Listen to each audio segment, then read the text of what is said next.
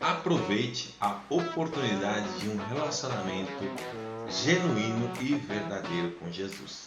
Hoje eu quero te convidar para meditar em uma das passagens que registra a cura dos 10 leprosos, em que Jesus proporcionou quando ele estava passando ali por Samaria. No Evangelho de Lucas, no capítulo 17, versículo 11 e 19, está lá o registro e eu quero te convidar para fazermos uma meditação simples sobre o que Jesus fez, sobre o que Deus quer falar conosco através dessa passagem. Te convido a ler comigo. Lucas, capítulo 17, versículo 11 a 19, na nova versão internacional. A caminho de Jerusalém, Jesus passou pela divisa entre Samaria e Galiléia. Ao entrar em um povoado, 10 leprosos dirigiam-se a ele. Ficaram a certa distância e gritaram em alta voz: Jesus, mestre, tem piedade de nós. Ao vê-los, ele disse: Vão, mostrem-se aos sacerdotes. Aconteceu que, seguindo pelo caminho, foram purificados. Um deles, quando viu que estava curado, voltou, dando glórias a Deus em alta voz.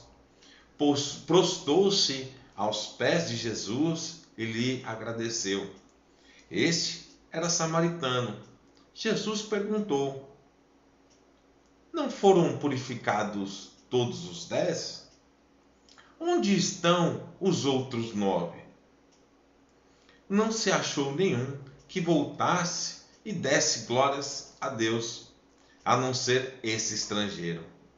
Então ele lhe disse: Levanta-se e vá, a tua fé o salvou. Que Jesus fale aos nossos corações através dessa mensagem, que o Espírito Santo de Deus tenha total liberdade de agir em nossos corações e entendimento, em nome de Jesus. Jesus, aqui em primeiro lugar, eu quero destacar que ele ouviu a todos. Todos que clamaram, ele ouviu e viu a necessidade de todos eles. E o texto fala que eles ficaram a certa distância e gritaram em alta voz: Mestre, tem piedade de nós. E assim, Deus é misericordioso. Ele olha ele ouve o nosso clamor e ele vê a nossa necessidade, ele conhece a nossa necessidade. E eles receberam uma palavra de cura. Eles não receberam a cura, mas receberam a palavra de cura. Eles simplesmente, Jesus disse: Vão, mostram-se aos sacerdotes. Olha que fantástico. Todos recebem a mesma palavra, todos obedecem e vão ao caminho do sacerdote, e no caminho, eles são curados. O terceiro ponto é que somente um deles foi salvo. Um deles que percebeu que foi curado e retornou, Jesus falou para ele que ele foi salvo. Em quarto ponto, é que o resultado do operar da salvação trouxe alegria, gratidão a Deus, que registrou que ele voltou, dando glórias a Deus, louvando a Deus. A atitude dele foi de rendição, ele se prostrou aos pés de Jesus e em gratidão, e o agradeceu. E Jesus usou a vida dele para ensinar o que estavam presentes quando ele pergunta. Não eram 10 os que estavam com você? Não foram todos curados? Aí ele fala: olha, somente esse estrangeiro, um samaritano, que voltou para agradecer e glorificar a Deus. E mal sabia ele que estava diante do eterno sumo sacerdote. Em quinto lugar, Jesus confirmou a palavra de salvação. Confirmou a salvação e selou ele com a palavra, dizendo: levanta-se, vá, a tua fé te salvou. Todos foram curados e receberam a graça de Deus, mas apenas uma pessoa que recebeu Jesus como da parte de Deus e reconheceu o operar na sua vida também da parte de Deus. Os outros 9 eram judeus, que era o povo escolhido de Deus, mas receber a dádiva de Deus não gerou neles um sentimento de não merecimento, como foi gerado naquele samaritano. Que era, o samaritano era o quê? Um povo excluído por serem mestiços, e ele próprio se sentia excluído da herança de Deus, né? E indigno de qualquer favor de Deus por conta, muitas vezes, dos seus pecados e pela sua condição social como um povo excluído do próprio judeu, que era considerado ali o povo de Deus. Nessa condição, poderia até pensar que Jesus poderia curar os outros, não a ele. Que Deus lhe trataria com alguma distinção, assim como os judeus. O fato é que, sabendo mesmo da sua condição, ele buscou, alcançou a atenção, obedeceu, recebeu a cura e louvou e se entregou a Jesus ali em gratidão e rendição. Mas quando recebeu a cura física, seu coração explodiu de felicidade e gerou mais amor do que os outros. Por isso que ele voltou para demonstrar a sua gratidão e, principalmente, relacionar-se com Deus, com Jesus. A confirmação da nossa fé na palavra de Deus deve provocar o mesmo sentimento do leproso. Se a gente parar para pensar, o leproso, ele não tinha família, ele não tinha status sociais, não tinha dinheiro, ele não tinha direito e ele não tinha nada que o impediu de adorar a pessoa de Jesus, a pessoa de Deus.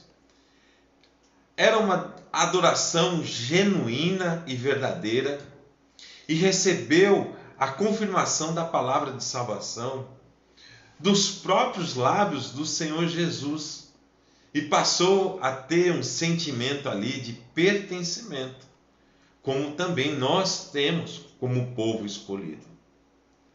Nós em Cristo somos os estrangeiros, os gentios, povo escolhido para ser a sua herança por meio da adoção pelo sacrifício de Jesus Cristo, justificados, inculpáveis, santos, chamados de filhos de Deus. Não deixe que nada seja impedimento para uma adoração genuína e verdadeira, para um relacionamento com Deus em Jesus Cristo, no poder e na graça do Espírito Santo de Deus. Assim como todos os exemplos bíblicos que tiveram e obtiveram essa graça e desfrutaram de um relacionamento genuíno e verdadeiro com Deus, como Moisés, face a face com Deus, como Davi, como tantos outros que andaram com Deus, que estão registrados na galeria de heróis, lá no livro de Hebreus. E eu quero deixar aqui o texto de Hebreus, que se encontra justamente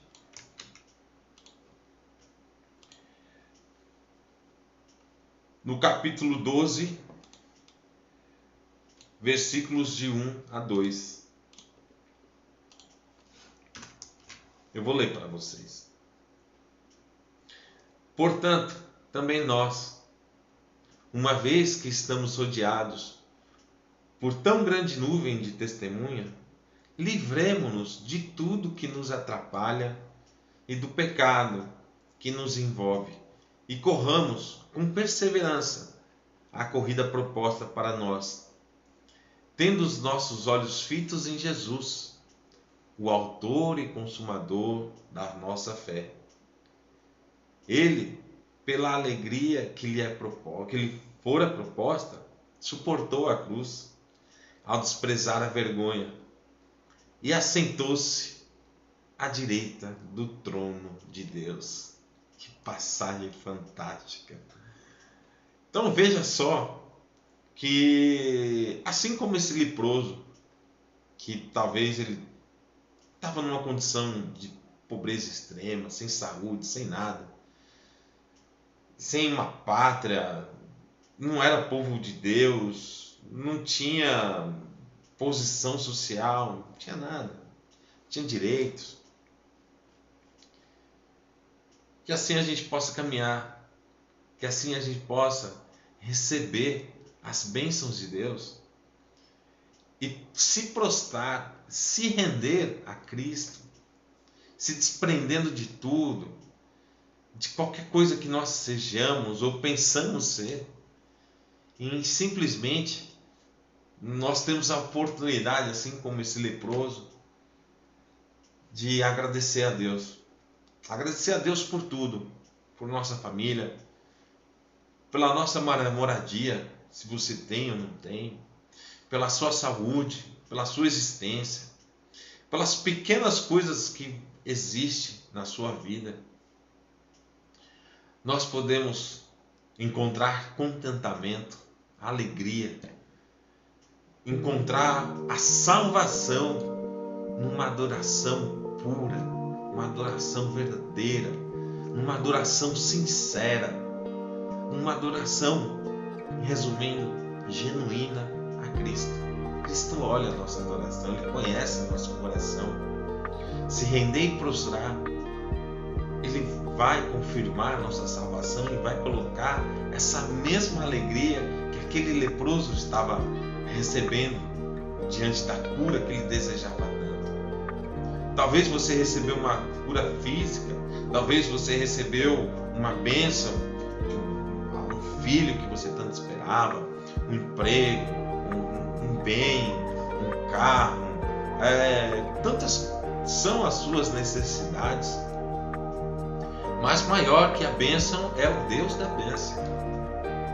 Maior do que o que você pediu é quem lhe entrega, é quem lhe dá. Então deixe de lado todas as coisas, se desprenda de tudo. Nós estamos rodeados de uma nuvem de testemunha. Abraão, Isaac, Jacó, Noé, Moisés, Davi, Salomão, tantos outros que adoraram a Deus com sinceridade. Todos eles pecaram. A Bíblia mostra todos os pecados dele. Mas não se trata são tão somente dos nossos pecados. Porque não é só a não pecar e obedecer, porque todos obedeceram e todos foram curados, mas apenas um foi salvo. Então, que a gente seja esse 10%, essa minoria que recebe a palavra da salvação, que receba o selo da justiça, que receba a herança eterna que está proposta para nós, seus filhos, em Cristo Jesus. Que Deus abençoe a sua vida e que em nome de Jesus você possa se entregar para uma adoração genuína e verdadeira. Aproveite o tempo que você tem para adorar a Deus.